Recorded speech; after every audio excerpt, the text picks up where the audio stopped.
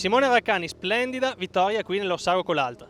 Sì, veramente una vittoria, non ci credo nemmeno io.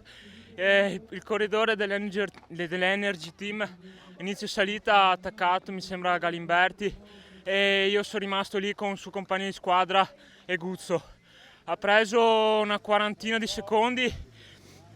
Dietro eravamo solo io e Guzzo che tiravamo perché il suo compagno giustamente stava a ruota, e poi verso 5 km dall'arrivo ho deciso di aprire, insomma, perché avevo un bel margine da chiudere e sono rientrato agli ultimi 2 chilometri e ero, diciamo, nella morsa dei due corridori dell'Energy Team e in volata ho dato tutto e sono riuscito a batterli. Una salita difficile, una salita che ti svuota completamente delle energie perché bisogna saper spingere il rapporto e tu hai dimostrato di saperlo fare. Dove può arrivare questo Simone Raccani? Ma intanto penso di godermi queste vittorie e ringrazio tutta la squadra che mi aiuta sempre. Intanto, diciamo, vivo il presente, ecco.